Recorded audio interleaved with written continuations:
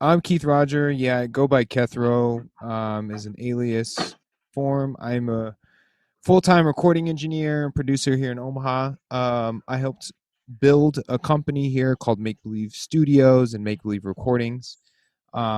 We are a full-fledged commercial recording studio based out of here in Omaha. We actually just turned 10 this year in April. Well, Yes, definitely. Congratulations for 10 years. That's thanks. big. Yeah, All right. So, Fashion Week Fashion Week. 2020. Yeah. So, tell me a little bit about how you contributed.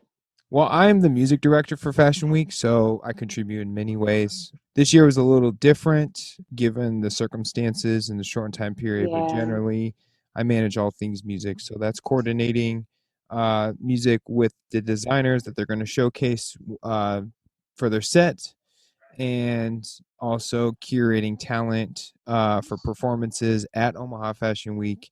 Also curating all the music that's played from the moment people walk into the doors to the moment they leave.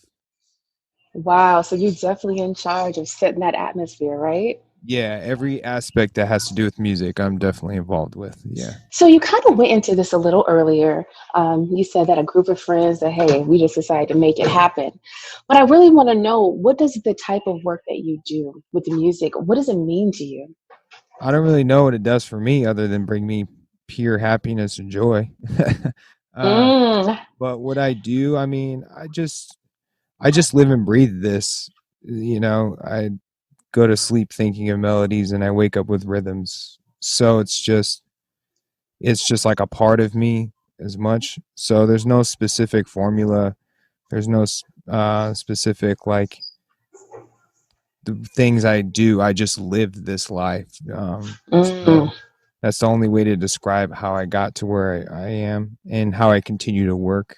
Um, Everything I do is probably rooted in shaping the science of sound or music at any given time, in any given day, at any given year. My goodness. So what I'm hearing you say is like it's just integral to who you are. So like Yeah. being so much of who you are, this just is just a natural transition. Like of course I would do this. I would do nothing else. Everybody says they have a calling. I feel like I've been able to hone this craft, and I've always been really good at hearing things other people can't. But just to help people shape their creativity into something that is can be well received by the world, or just received in general. So not only you operating your craft, but it's important to you that you're able to highlight those that you work with. I'm not really in the forefront of things. I'm not trying to get no spotlight on anything. It's just like I want to create places. I want to create oases for Mm, people to go, and I want to create environments. To me, those types of things last a lot longer than trying to be somebody who's like leading a pack. Everybody has yeah, their own little yeah. packs and stuff. You can be a leader in other ways too. Being behind the scenes and creating all these opportunities for people shows a lot more in leadership to me personally than anything else. Makes a lot of sense. How did you go into this year of Fashion Week? To be honest, I wasn't even sure if I was going to do it, um, Mm, just given the circumstances. When we did our first Fashion Week show of the year, that was the last event I worked because the literally a week and a half after that Fashion Week happened, everything shut down. So, I was fully convinced that it wasn't happening. But when it did, I mean, just approaching it was just to try to, first of all, focus on safety and comfortability within yeah.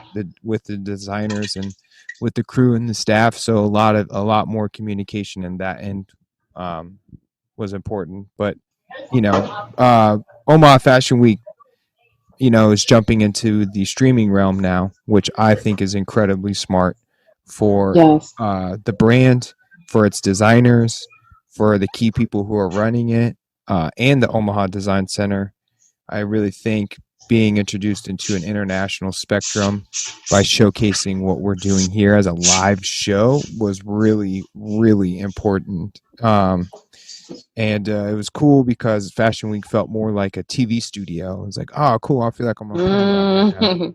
which is cool. Yeah. Yeah, to me, I understand how important the audience is for Fashion Week, any Fashion Week. Yeah. But in my opinion, given the circumstances and the times, it's like, you know, what is the purpose of Fashion Week? And that is to showcase the designer.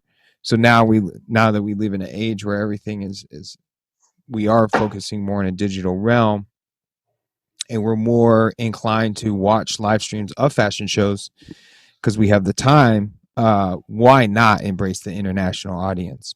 I brought in my partner Justice to help me curate that side of the things for the streaming spectrum, and he executed that with supreme ease. And he's usually my go-to person to help me run and operate music at these shows because there's so many aspects where the music is embedded into. Definitely, it was definitely really cool to experience that. I like Omaha Fashion Week in a TV studio more than I have the previous years for sure. My goodness. I mean, we're all trying to be super creative during this time, just with COVID and how we address things and how we stay connected and try to do the things that we like. Hmm. But being able to share it with an audience that, hey, maybe in regular circumstances we wouldn't have been able to. That is such a wonderful. I don't know. Dare I call it silver lining or like, haha, take that, COVID. Yeah, When now we got this opportunity. So yeah, I for sure. really appreciate that. Yeah, well, kids, I want to know, how can we follow you? How can we find out more about you? Um, can you give us your handles? Yeah, I'm just at Kethro on social media. You can also follow every Sunday. My buddy Neil and I host an online web series called Jazz Night, where we Hmm. focus on the roots of jazz music across the world. Um, and if you just go to jazznight.org, jazznite.org, uh, you can join the stream. We stream it every Sunday. We have a plethora of special guests. We also we've been raising a lot of money for a lot of institutions and organizations around here in Omaha. We've raised money for Culture House. We've donated to James Scurlock's family. We've you know Awesome. we've raised thousands of dollars to help these people. So um, just through a tiny little platform, which is Zoom, and been able to keep it rocking. So you can definitely catch a lot of what I'm up to through that link. That's where I usually share a lot of the things I'm doing musically. Yeah, check that out. Oh my goodness. I will definitely check that out. I'm like already geeked up about that Yeah, personally. yeah, it's That cool. sounds really good. Well, I thank you so much for allowing me to interview you with Noise and hear your story.